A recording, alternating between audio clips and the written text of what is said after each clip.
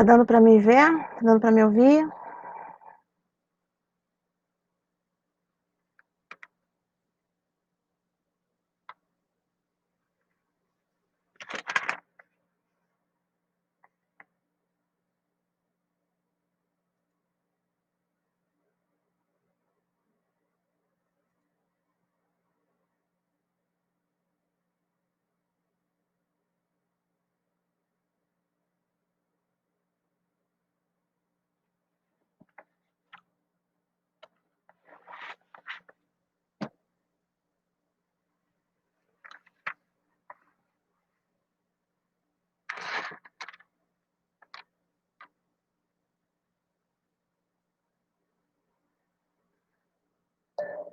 Lívia, já tá me vendo?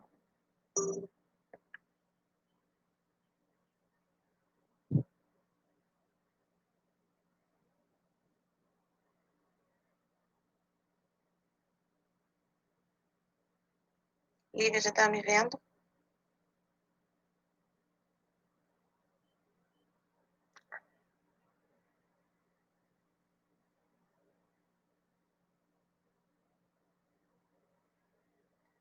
Gente, se tiver alguém na sala, digita no bate-papo pra eu saber que vocês já estão aí.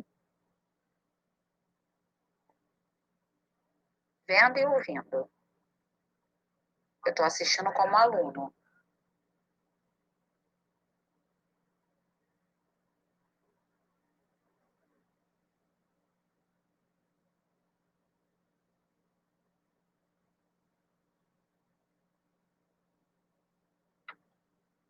Espera um pouquinho, deixa eu ver se tem acesso já, só um minuto.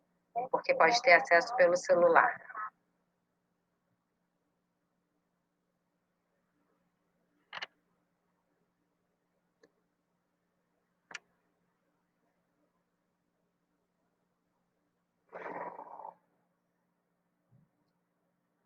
Oi, gente, quem tá aí? Digita aí o nome pra eu saber. Sejam bem-vindos. Tô com saudade das nossas aulas.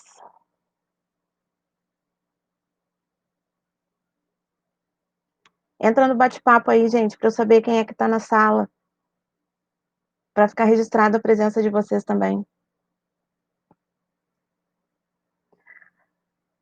Como foi, dito pela coordenação, a gente está fazendo o máximo que a gente pode, mas a tecnologia não depende só da gente está utilizando da melhor forma que a gente pode. Então, se por um acaso cair, não saiam da sala, eu volto em seguida, tá? Por conta da situação que a gente está, as redes estão sendo muito utilizadas, então sobrecarrega, e às vezes cai, às vezes trava. Então, vamos fazer o seguinte, se cair ou se travar, aguardem que eu vou continuar, beleza? Então, a gente hoje vai fazer tipo uma... Oi, Isa, bom dia, tudo bem? Espero que você esteja bem.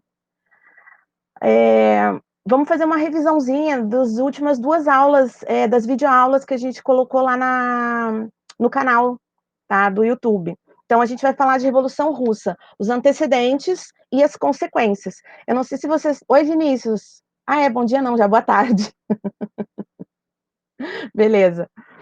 Não sei se vocês estão conseguindo ver direitinho o quadro que está aqui atrás de mim. Eu tentei fazer um mapinha para a gente ir falando um pouco sobre a Revolução Russa.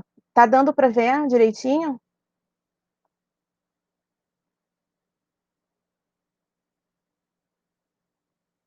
Escrevam aí se tá dando para ver. Se tiver muito longe, eu puxo mais para perto, tá? Então vamos falar da Revolução. A Revolução Russa, ela vai acontecer ela vai explodir em 1917, mas um período... Oi, Ju, bom dia, boa tarde, tudo bom? Ela vai ter um período pré-revolução que vai acontecer por conta de toda a conjuntura da Rússia, tá? A Rússia, vamos lembrar que a Rússia é um país primordialmente agrário, tá? Os avanços industriais ainda não chegaram, como no resto da Europa está chegando. Então, tem uma crise muito grande, uma crise econômica muito grande, e a população está insatisfeita, porque é um regime absolutista ainda, é o czar Nicolau II que está comandando esse país. É um país de extensão territorial imensa, tá? E agrário ainda, tá? Nas condições ainda do absolutismo que a gente já viu, tá? Então, a população, em 1905, vai haver o que chama de ensaio geral. A gente lembra que na videoaula eu expliquei que antes de explodir a Revolução, a população começa a dar sinais de que não está satisfeita, de que vai mudar, vão tentar, de alguma forma, mostrar que estão insatisfeitos. Então, em 1905, vai acontecer um movimento que eu coloquei. Aonde está? Acho que eu não coloquei aqui. Ah, tá aqui, ó. Domingo Sangrento. Peraí que caiu meu fone aqui. Domingo Sangrento, tá? Domingo Sangrento, o que foi Domingo Sangrento? Alguém que tá na aula aí, lembra? Se lembrar, escreve para mim, rapidinho. Qualquer coisa que lembre sobre o Domingo Sangrento da aula que eu botei lá no YouTube. Pegadinha, quero ver quem é que lembra. Conseguem lembrar? Se não consegue lembrar, bota aí, não.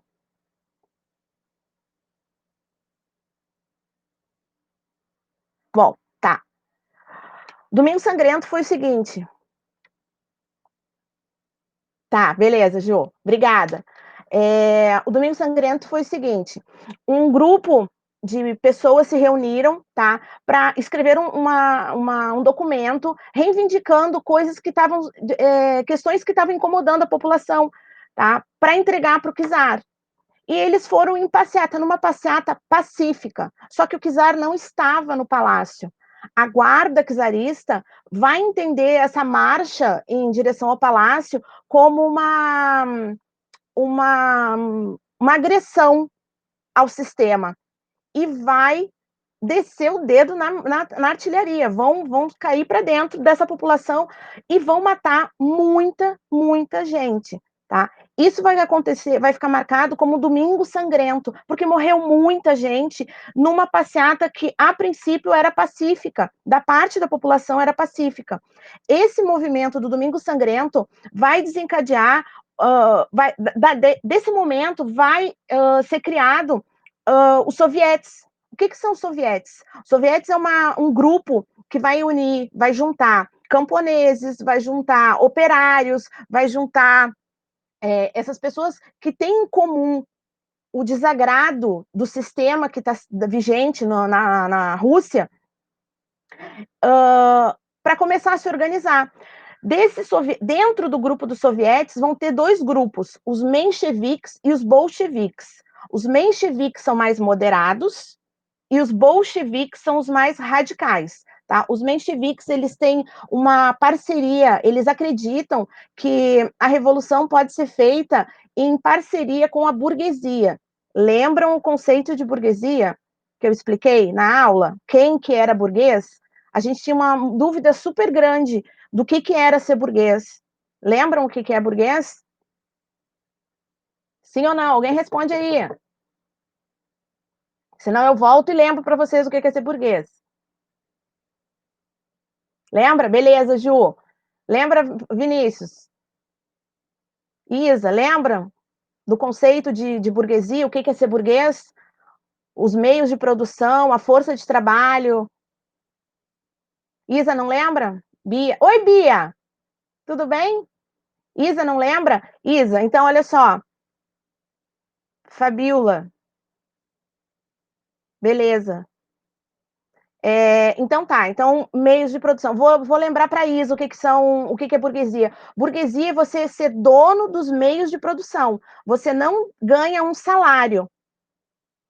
O seu rendimento vem da força de trabalho de outras pessoas. Lembra que eu dei o exemplo que mesmo que eu tenha uma empregada doméstica, alguém que trabalhe na minha casa, Eu não posso ser considerada burguesa se eu ganhar um salário, se eu trabalhar numa empresa, receber um salário para pagar o salário de alguém, eu não sou burguesa, porque eu estou recebendo um salário, eu não sou dona dos meios de produção, tá? Então, burguesia são os donos do meio de produção, tá? Numa explicação bem simples para você.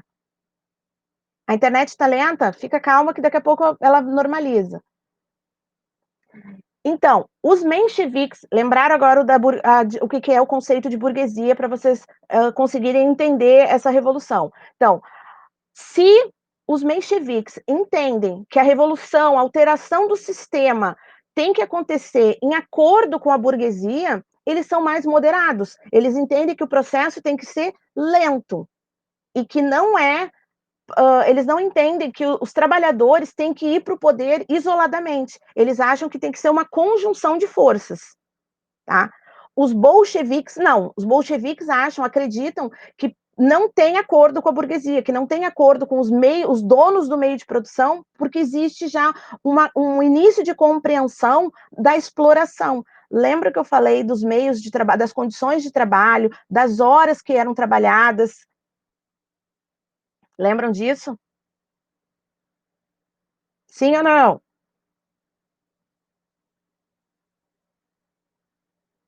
Galera, hello, estão me vendo? Estão me ouvindo?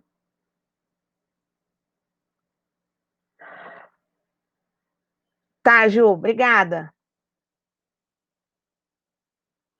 Então, em 1905 vai acontecer esse Domingo Sangrento, tá? Um pouco mais para vai acontecer então a estruturação dos sovietes, a criatura, tá, Bia, valeu. Vai acontecer a estruturação dos mencheviques e dos bolcheviques, os sovietes. Logo em seguida, em 1914, vai acontecer uma coisa mundialmente importante, que é a eclosão da Primeira Guerra Mundial. A Rússia não vai ficar de fora, só que a gente está com um problema aí. A Rússia não está passando por um processo de desestabilização, ainda não está acontecendo a Revolução Russa, tá? No período que explode a Primeira Guerra Mundial, está em processo de ebulição, está começando, as camadas trabalhadoras, os proletariados, eles já estão insatisfeitos há muito tempo, mas eles ainda não estão se organizando, não, se organizando eles até estão, mas eles não estão efetivamente em guerra, tá? Eles estão articulando, eles estão demonstrando insatisfação, mas não estão ainda em movimento. Mas mesmo esse processo de construção de movimento já deixa instável a economia, a política dentro da Rússia. Então, tem uma crise econômica muito séria por conta da economia da Rússia, que ela ainda não é. Ela não está em processo de expansão, de industrialização, ela é agrária. Agrária num sistema ainda monárquico, onde o czar centraliza o poder.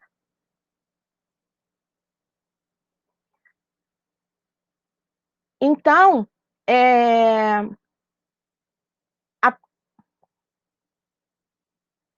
Ah, tá, Isa, beleza. Juan, Leandro, Davi não consegue escrever. Tranquilão, não tem problema não. Vão acompanhando, tá? Se eles tiverem dúvida, Juan, Leandro e Davi, vocês estão ouvindo? Se vocês tiverem dúvida, alguma dúvida, ou vocês escrevem para o e-mail, ou vocês pedem para algum colega de vocês que eles escrevem e eu vou respondendo aqui, tá? Então, onde é que eu tava? Tá, Primeira Guerra Mundial. Então, no momento que explode a Primeira Guerra Mundial, a Rússia internamente ela está num processo de tensão. Tensão. Eu coloquei aqui, ó, fome no campo, tensão de classes, atraso econômico. Isso aqui é uma bomba prestes a explodir. Vocês conseguem ver aqui no quadro? Ou tá difícil? Tá longe? Tá muito longe para ver ou tá dando para ver, gente, o quadro? Bom, a tensão de classe, fome no campo e o atraso econômico, beleza, Ju, obrigada. Isso é uma bomba prestes a explodir internamente. Enquanto tá essa bomba prestes a explodir, o mundo tá em guerra. Explodiu a Primeira Guerra Mundial. Valeu, Bia? Tá bom, obrigada. A bomba está prestes a explodir. E aí? A Rússia vai pensar o quê? Bom, eu vou resolver meus problemas para depois ver esse negócio de guerra. É claro que não.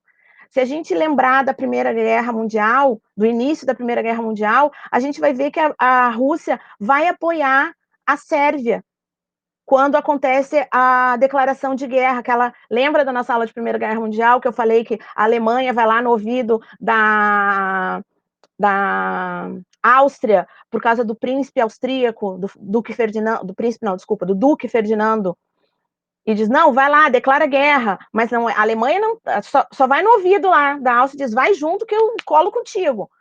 Então, a Rússia não vai ficar de fora. A Sérvia vai entrar em guerra e a Rússia vai dizer assim, bom, vou apoiar a Sérvia porque eu tenho interesse nesse território. E aí ela vai entrar em guerra.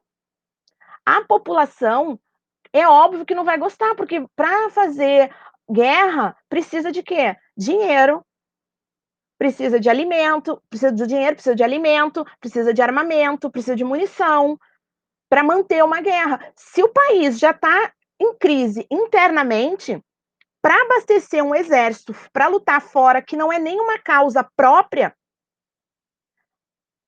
vai dar problema. Tá? Então, a Primeira Guerra Mundial é um fator importantíssimo e vai piorar as tensões. Eu coloquei aqui, ó, entrada na Primeira Guerra Mundial vai piorar as tensões, vai haver muita perda de soldado.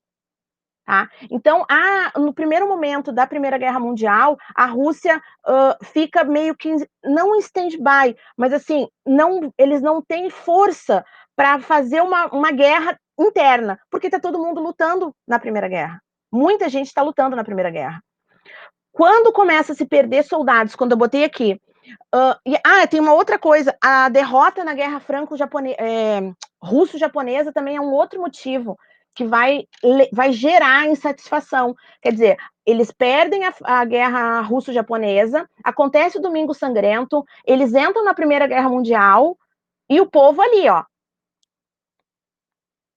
trabalhando, trabalhando, trabalhando, sem condições de trabalho, sendo explorados. Vocês acham que eles vão ficar quietinhos, numa boa? É óbvio que não. Óbvio que não. Aquela consciência, lembra que na aula a gente falou sobre a consciência de classe, a consciência de que existe uma exploração da força de trabalho? Quando a gente falou, eu até expliquei para vocês das indústrias, das condições de trabalho, falei da palavra proletariado, expliquei o significado dessa palavra para vocês. Então, eles começam a perceber que isso, que eles têm uma certa força na união, tá? Quando os sovietes se juntam, eles vão formar um partido. Peraí, só um minutinho. Partido Operário. Partido Operário. Partido Operário Social Democrata. Acho que é isso. Russo. É isso. É isso. Tá? Esse partido vai se fundar baseado nas ideias de um cara. Quem é que lembra o nome desse cara? A gente falou um tempão sobre ele, eu expliquei sobre as ideias dele, expliquei a diferença de uma coisa e de outra, que parte da ideia dele. Quem lembra o nome dele?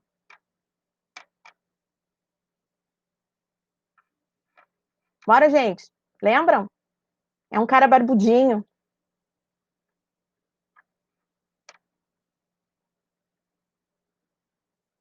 Vou fazer contagem regressiva para ir para alguém digitar para mim. 5, 4, 3, 2, 1. Ninguém lembra? Karl Marx, gente, tá? É a partir das ideias de Karl Marx que... Karl Marx, tá, Ju? O nome dele é Karl Marx, mas você lembra quem é, mas não lembrava o nome. Tá, não tem problema, não tem problema. Karl Marx o nome dele, tá? A partir do socialismo científico ou do marxismo. A partir dessas ideias vão fundamentar a criação do Partido Social Democrata Russo. Tá, sem problema, galera, sem problema. Sem problema, não precisa, não, o decorar não é comigo, vocês sabem, mas se vocês lembram o processo, tá? Os nomes depois e as datas certinho, isso não é importante, o importante é processo, lembrem sempre disso. História, ele é um processo de construção. Então, uma coisa está sempre ligada na outra. Os nomes, a gente com o tempo, lendo, a gente vai colocando nome nas figuras. Mas se você tem consciência, entendimento desse processo, então a Revolução Russa, ela está diretamente ligada com Revolução Industrial, porque não industrializou, está diretamente ligada com Primeira Guerra Mundial. Então, são coisas que vão acontecendo perifericamente que conjugam numa situação que, nesse caso que a gente está vendo aqui, Revolução Russa, tá? Tem problema dos nomes e datas, não. Relaxem. Vocês sabem que eu não cobro nome e data na prova, porque não que não seja importante, mas a compreensão, tá, do processo, da construção das coisas é muito mais importante, porque... Ah, Ju, tu lembra do Tratado do Brest-Litovsk? Beleza, a gente vai ver isso. Beleza. É isso, gente. Ai, que amor! É isso mesmo.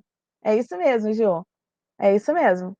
Tratado de Brest-Litovsk é o acordo que o Lenin vai fazer com a Alemanha para sair da Rússia, para sair da Primeira Guerra Mundial. É isso aí. É isso sim, é isso. É isso. Ah! Então, bora lá. Então, o partido. Bom, já que eu estava. Primeira Guerra Mundial, Revolução Interna, tá. A formação do partido, então, é baseado nas ideias do Marx. Lembra que eu falei que o Marx vai estudar, lá atrás, ele vai estudar os trabalhadores, o processo de trabalho, um pouquinho antes da Revolução Industrial, e aí, a partir desse pensamento, começam a se formar as consciências de classe. Então, na Rússia não vai ser diferente, apesar de não ter um processo de revolução industrial tão acelerado e tão presente na temporalidade na mesma temporalidade que acontece na Inglaterra e na maior parte dos outros países, vai acontecer na Rússia essa consciência de exploração do trabalho, tá? A partir daí, sim, a Rússia vai ser o estopim para o mundo todo ter força e ter conhecimento do poder da união das classes, sabe? Nem todo mundo vai passar a usar isso, mas vai ser a ideia concreta de que as classes unidas, elas conseguem ter uma força, uma representatividade. Eu lembro mais da entrada dos Estados Unidos na Primeira Guerra Mundial. Ah, tá, mas aí a gente vê em Primeira Guerra Mundial. Tá, aí é matéria de Primeira Guerra Mundial que eu sei que vocês amaram. Aham. Mas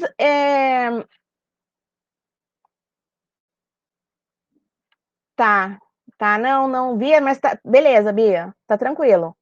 Ótimo. A gente não tem que lembrar de tudo, a gente tem que lembrar de pontos que são como se fossem gatilhos para a gente lembrar do resto, entendeu?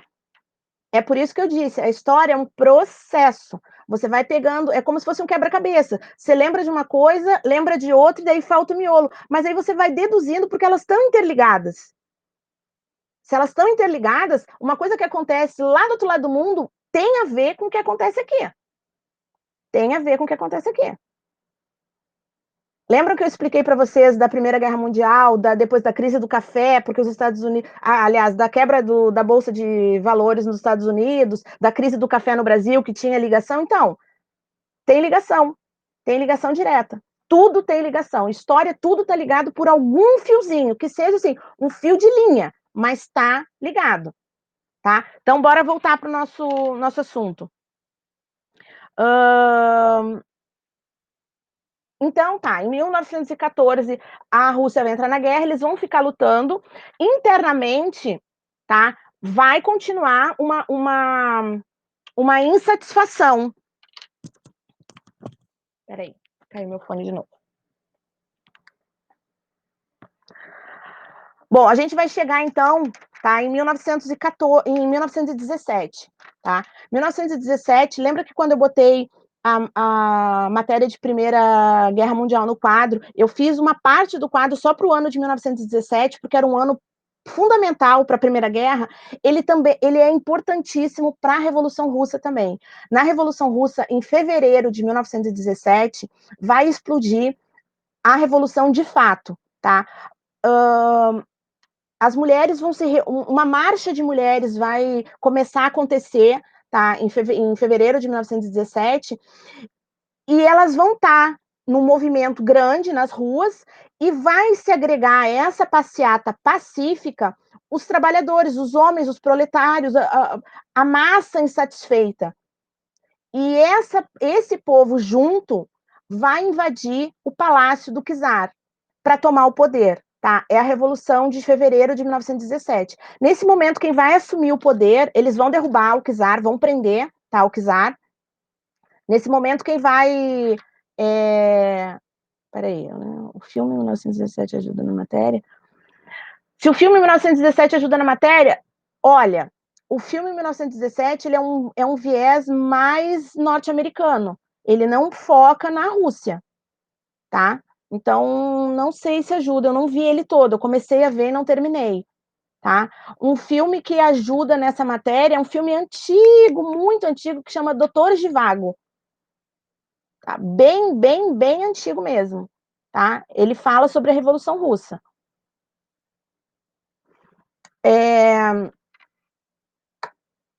Onde é que eu estava?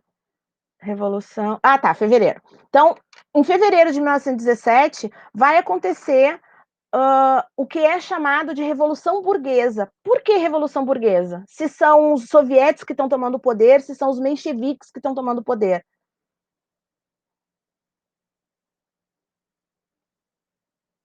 Travou?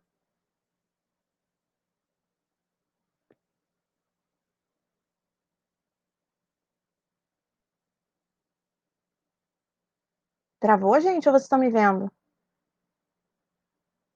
Para mim tá tudo certo aqui. Se tiver ruim, me avisem, tá? Som ou imagem, me avisem se tiver ruim. Bom, vamos continuar. Em fevereiro de. Bom, a Revolução Burguesa vai tomar forma e e os bolcheviques, aliás, os mencheviques vão tomar o poder. No momento que os mencheviques tomam o poder, eles vão começar uma reforma política, tá?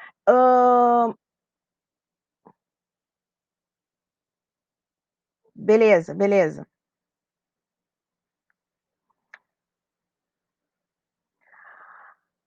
Vai começar uma reforma política em fevereiro de 1917. Vão criar as Dumas, tá? Aliás, as Dumas vão estar sendo divididas em liberais e sovietes. Quem vai estar no poder é o Kerensky, e é um cara chamado Kerensky, com K, tá? Bom, em fevereiro, o grupo dos sovietes vai estar no poder, mas quem vai estar realmente, efetivamente no poder são os mencheviques, que são os que têm a ideia de uma revolução gradual, de uma revolução em conjunto com a burguesia, tá? Isso difere completamente dos bolcheviques que eu falei, tá? Então, mencheviques são moderados, bolcheviques são radicais. Tá? Então, por que radicais? Porque eles querem implantar o que chama ditadura do proletariado, quer dizer, eles querem colocar os trabalhadores no poder, eles querem coletivizar os bens, tá? O que não agrada a burguesia. Lembram dos donos do meio de produção? Então, se eu sou dona de uma empresa, eu não vou querer deixar de ser dona da minha empresa para que várias pessoas administrem a minha empresa. Tá? Então, isso é a ideia contrária dos bolcheviques e dos mencheviques. Tá? Nesse primeiro momento, são os mencheviques, são os moderados, que vão estar no poder. Então, não vai ter uma alteração muito grande nesse sistema de governo. O czar vai estar preso, tá? Ele vai ser deposto, mas ele continua vivo, Tá? Nesse período de governo dos mencheviques, que vai de fevereiro de 1917 a outubro de 1917, o Lenin, que é o líder dos bolcheviques, ele volta, ele estava em exílio e ele volta. Quando ele volta com uma teoria chamada. Deixa eu ver se está aqui no quadro. Não está aqui no quadro? Acho que eu não botei. São as teses de Abril. Acho que eu não botei aqui no quadro, não estou enxergando. Tá? São as teses de Abril. As teses de Abril, elas têm como lema pão e terra, e tem como lema todo poder aos sovietes. Que sovietes são esses? Os mencheviques? É óbvio que não. Os mencheviques estão no poder e não estão fazendo nada. Nada que beneficie efetivamente o proletariado, os trabalhadores. Tá? Então, em outubro de 1917, vai se articular uma nova revolução liderada pelo Lenin, que é esse cara aqui. Tá? Ele vai derrubar o governo provisório. Esse governo provisório é o governo dos mencheviques, tá? Liderado pelo Kerensky. São uns nomes meio estranhos, mas botem na cabeça assim que a primeira tomada de poder foi pelos moderados. Moderados. A segunda tomada de poder foi pelos radicais. Entenderam? Gravem isso, tá? Então, nessa tomada de poder, vai haver uma guerra, uma guerra civil. A guerra civil, não, a guerra civil vai acontecer depois. Mas, então, os bolcheviques vão derrubar, tá, os mencheviques com o Exército Vermelho. Quem é esse Exército Vermelho? Ele é formado por camponeses e proletários. Lembrem sempre, quando eu falo de proletário, eu estou falando de trabalhador, tá? Proletário, trabalhador, associem isso. Tá? É muito importante não só para a Revolução Russa, mas para todos os processos de mudanças sociais envolvendo questões de trabalho, tá? Ao longo da história, não só nesse período. Tá? Bom, o Exército Vermelho é liberado por um cara chamado Trotsky. Ele vai ser importante mais para frente quando Lenin morrer.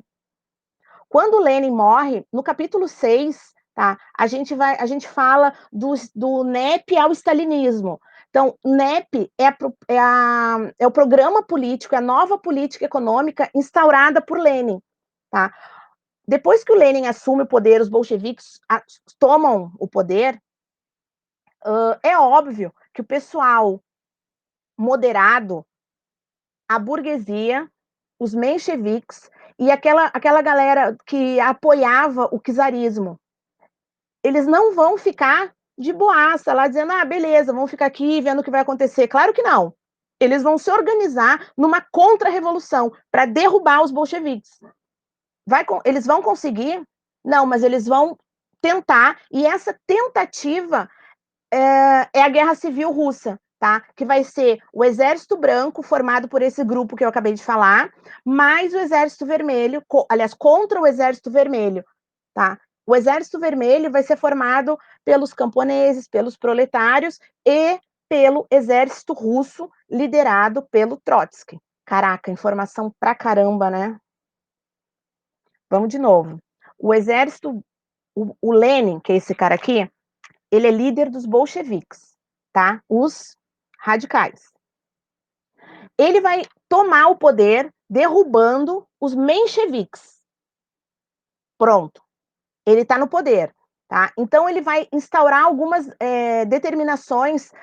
A partir desse momento, ele começa a mudar o sistema de governo. Primeira coisa que ele faz, Bia, Tratado de Brest-Litovsk, é agora, nessa hora que entra. Ele vai assinar. A Rússia está em crise interna absurda. Eles não têm mais dinheiro para nada. Qual é o sentido de manter um país numa guerra, gastando dinheiro, sendo que o povo está passando fome? Então, ele vai assinar com a Alemanha esse tratado, tá? E vai retirar a Rússia da guerra, tá? É a primeira coisa. Isso já é contra o que os mencheviques acreditavam, tá? É a primeira coisa. Segunda coisa que ele vai tomar como decisão, ele vai coletivizar as empresas, vai coletivizar os meios de produção. Ele vai nacionalizar as indústrias, as grandes indústrias. E aí deu chabu. Os donos, os burgueses, lembra que eu disse quem são os burgueses? Os burgueses são os donos das grandes fábricas. Eles vão perder. Porque vai passar a ser coletivizado, vai passar a ter um grupo de pessoas administrando nacionalmente as empresas. Quer dizer, aquilo tudo que é produzido vai ser propriedade do Estado. Estado com E maiúsculo, lembrem. Quando eu falo de Estado com E maiúsculo, eu estou falando do país, tá? Não da federação.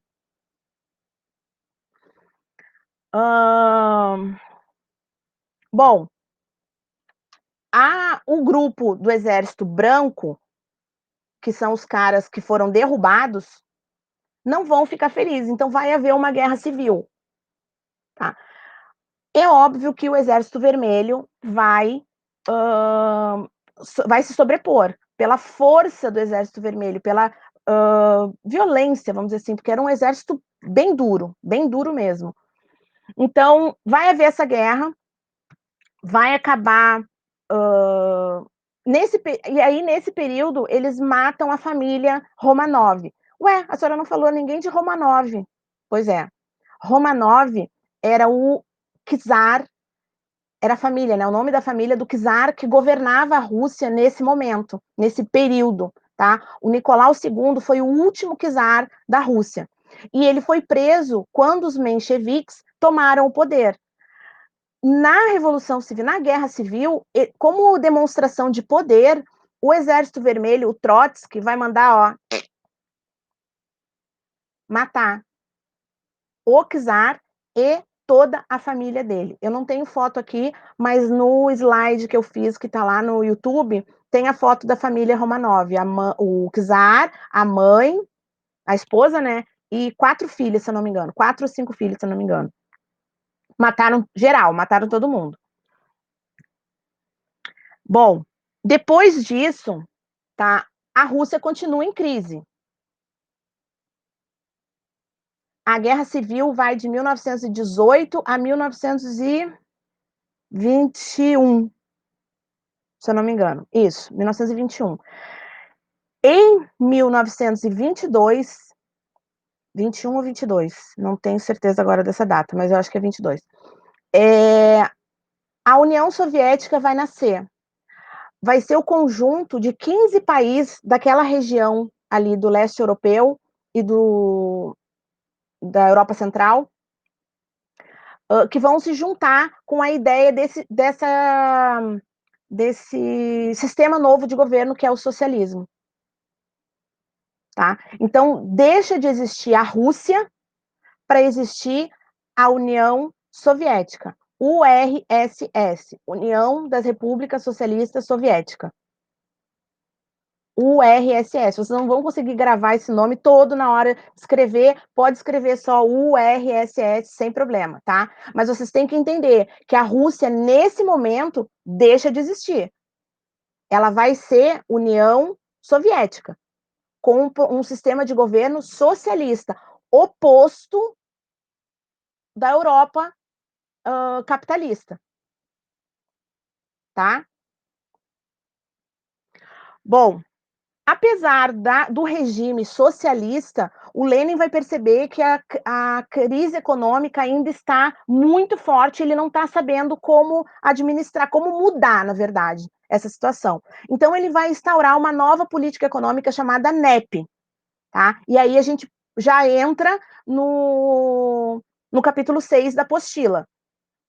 Tá? O capítulo, se alguém estiver acompanhando, tá, com a apostila, o capítulo 6 começa na página 49, 50, tá? Deixa eu mostrar aqui para vocês, peraí. A gente entra aqui já, ó. Tá? Bom, a política do Lenin, nova política econômica. 1921, tá aqui. 1921, ele vai adotar, ele vai tirar a Rússia, vai coletivizar e vai tomar medidas sociais e vai lançar uma nova medida econômica. Nessa nova medida econômica, ele vai passar a admitir algumas medidas capitalistas, como, por exemplo, tá, a busca por capital estrangeiro. Ele vai permitir a abertura ou reabertura ou criação de empresas privadas. O que são empresas privadas e empresas estatais? Empresa estatal é aquela que tem domínio do governo, administração do governo. Empresa privada é a que tem administração particular. Então, se eu tenho, por exemplo, e as empresas que ele vai permitir não são grandes empresas, ele vai permitir a abertura de pequenas empresas. Tá? Por que pequenas empresas? Porque é mais fácil de controlar e de administrar. Apesar de ser privada, essa empresa ela vai ter ligação com o governo, ela vai dever obrigações para o governo, entendeu? Então, uma empresa que é pequena tem mais facilidade de ser controlada, tá? Então, por exemplo, vai poder abrir um mercadinho, vai poder abrir uma loja, vai poder abrir coisa. Tô falando assim de coisas de agora, para vocês terem ideia do tamanho do comércio que podia abrir, tá? Um salão de beleza, não é que vai abrir salão de beleza lá no período em 1920 e pouco, tá? Não é isso. É só para vocês terem ideia do tamanho do comércio que podia abrir, tá? Grandes indústrias não vão poder. Peraí, deixa eu tirar um negocinho aqui que tá me incomodando. Pronto. Essas medidas vão dar retorno, tá? O capital estrangeiro vai ser aceito para injetar na economia e aí fazer a economia girar. Propriedade privada, já falei da criação de empresas, falei do capital estrangeiro. A partir de 1927, tá? A gente está em 1921, quando é criado o NEP, tá aqui. Tá? A partir de 1927 é que essa política econômica vai dar resultado e aparecer, tá? Mas, em 1924, esse cara aqui morre. Esse cara morre. E aí vai começar uma divisão interna do partido, tá? Que aí sim passa a ser um partido comunista, tá? Eles passam, a União Soviética passa a se autodenominar comunista. Vai haver uma disputa de poder entre o Trotsky e o Lenin. Na apostila, na página 51, se alguém estiver acompanhando, gostaria que estivessem, tem a foto, não sei se dá para ver aqui, peraí, deixa eu fazer um jeito aqui. Não, para cá. Isso. Aqui, ó. Esses dois caras. Aqui, isso. Esses dois caras aqui, ó. Aqui tem o Lenin e o Stalin nessa foto, tá? O Stalin, ele não participou da Revolução de 1917. Ele fazia parte do Partido dos Sovietes, tá? Num cargo alto, mas ele não participou efetivamente da Revolução. O Trotsky, que é o outro cara, que era o líder do exército, ele foi efetivo, ele foi peça fundamental para a Revolução. Então, ele vai disputar o poder. O Stalin e o Trotsky vão disputar o poder. Eles têm ideias de manter essa revolução de formas diferentes.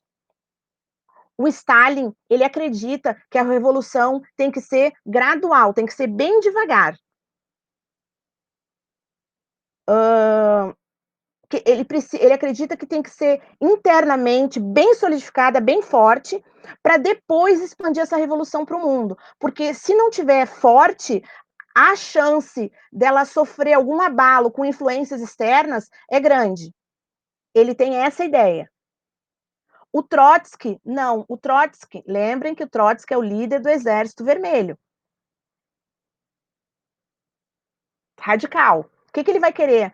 Meter o pé na porta do mundo e dizer, ó, vamos mudar esse sistema, agora é a hora dos trabalhadores assumirem o poder, é a hora de dividir, coletivizar os bens, coletivizar os meios de produção, mudar, dar poder para os proletariados, para o proletariado. Vai haver uma disputa interna no partido. Quem vai ganhar? Quem vocês acham que vai ganhar? Quem quer a revolução bad ou quem quer a revolução suave?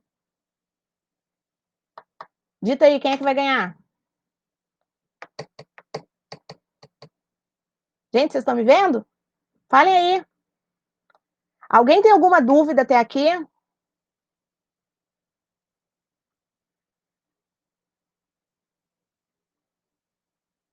Não, Ju. Os radicais, que é na figura representado pelo Trotsky, vão perder. Quem vai assumir o poder, quem vai assumir o comando da União Soviética é Bia, que não é passiva, tá? Não é passiva. Ela é moderada. O Stalin, ele nesse primeiro momento, ele tem uma ideia de revolução mais gradual para o mundo externo, tá? O stalinismo vai se formar, vai se mostrar um sistema extremamente repressor, um sistema extremamente duro, tá?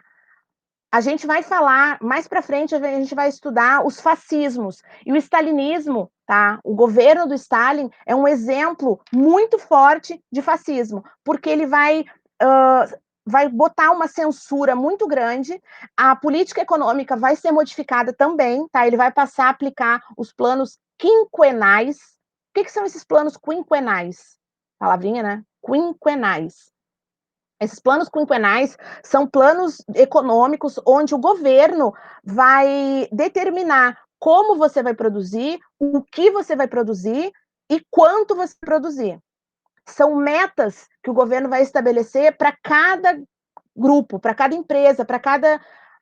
Porque é uma forma dele administrar a forma do trabalho, o conteúdo do trabalho e a quantidade do trabalho, que vai vir todo para a mão do governo.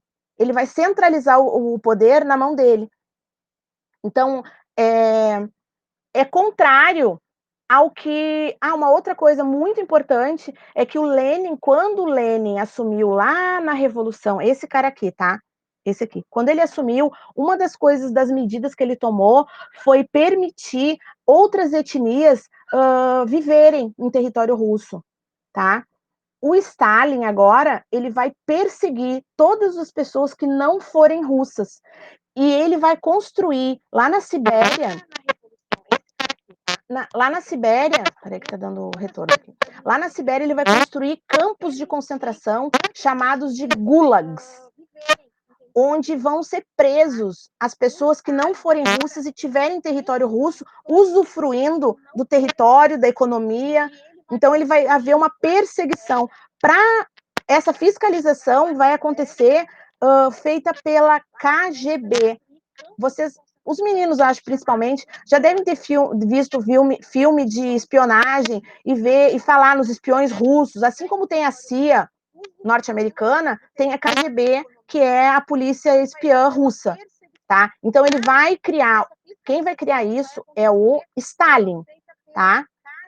Então, ele vai ter uma imagem mais dura de governo, ele vai ter uma imagem, uma postura, não imagem, desculpa, uma postura mais dura de governo. Pois é, Bia, pois é errado, exatamente. Para a população nesse período foi muito duro, só que como tinha censura, o que ia para o povo era a figura de um cara que estava fazendo o melhor para o povo. Então, o povo não sabia dos gulags, o povo não sabia dessa repressão, o povo não sabia, não ia para os noticiários, não ia para o jornal, não ia, porque era tudo controlado pelo Estado, pelo governo. Então, a imagem que ele fazia era de um grande estadista, legalzinho, bom, que estava fazendo o melhor para o povo. Então, o povo não sabia dos gulags. Gente, até aí tá indo? Deixa eu fazer uma enquete aqui, peraí. O povo não sabia, não ia para os noticiários, não ia para o jornal, não ia, porque era tudo controlado pelo Estado, pelo governo. Então, a imagem que ele fazia era de um grande estadista, legalzinho, bom.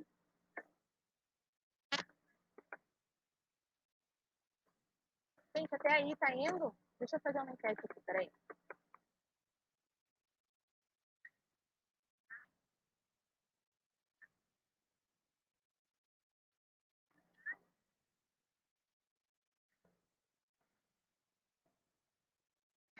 Criando uma... Só para saber se vocês estão conseguindo entender, eu acho que daí vocês conseguem votar, mesmo que não...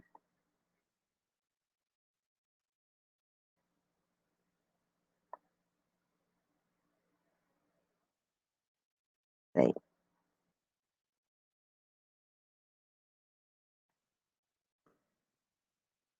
Criando uma... Só para saber se vocês estão conseguindo entender, eu acho que daí vocês conseguem votar, mesmo que não...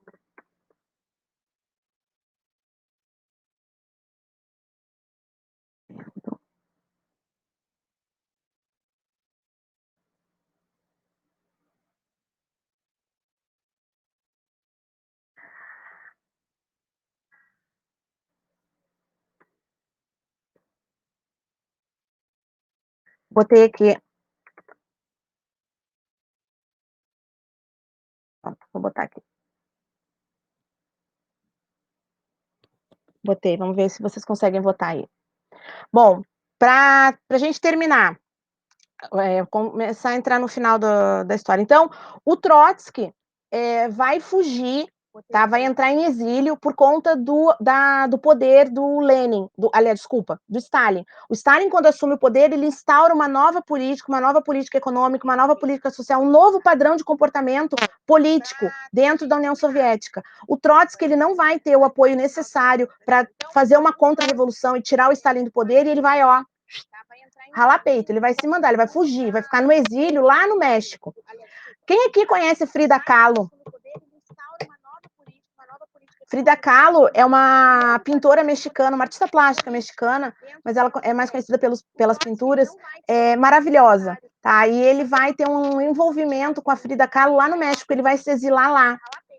E o Stalin vai querer tanto, de tantas formas, vai tentar de tantas formas acabar com a ideia do stalinismo, para ele poder instaurar o método... Desculpa, ele vai querer tanto acabar com o leninismo, com a ideia que o Lenin plantou quando ele assumiu em 1917, que ele vai mudar todas as políticas sociais, econômicas, vai adaptar para o jeito dele e vai querer tirar qualquer menção que faça ao Lenin. O Trotsky é uma memória muito forte do Lenin, da política que o Lenin instaurou. Então, ele vai querer acabar com o Trotsky de qualquer maneira. E ele vai mandar a KGB atrás do Trotsky e vai acabar assassinando o Trotsky lá no México. Tá? Vai querer tirar qualquer menção que faça ao Lenin. O Trotsky é uma memória muito forte do Lenin, da política que o Lenin... Então, o Stalin assumindo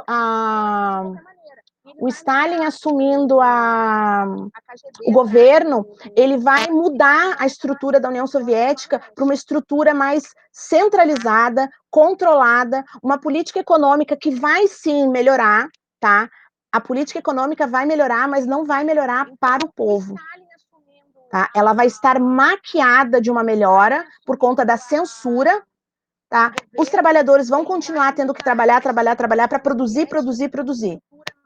Isso vai ficar na mão do Estado, por causa dos planos quinquenais, tá? Os planos quinquenais são administrados pelo Estado, porque é o Estado que vai determinar quanto você produz, como você produz, para quem você vende, para quem você não vende.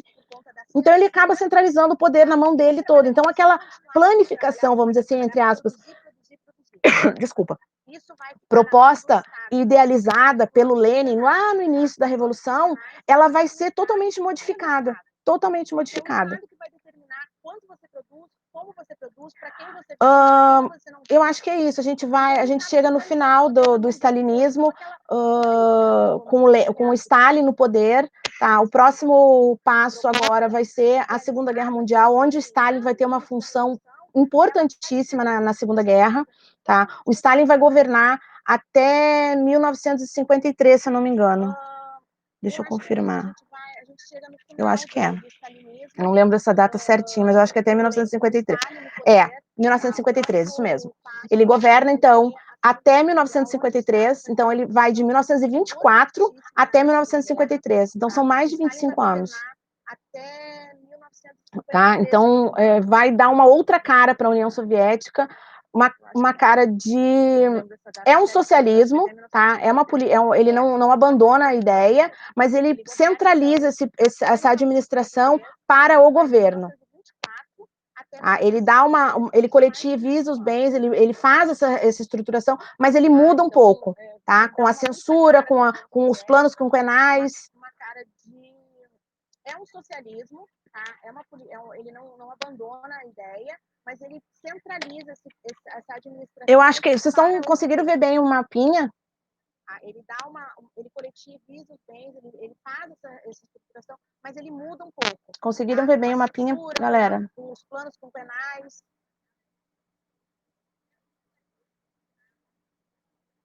Peraí. Eu acho que vocês estão conseguindo ver bem o mapinha? Peraí que meu bate-papo está desativado, eu não estou conseguindo ativar o bate-papo.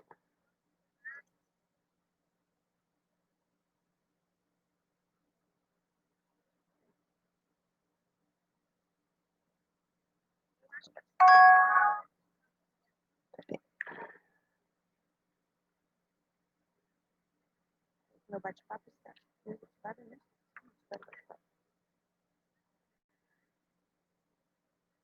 Então, gente, é isso. Se vocês estão com alguma dúvida?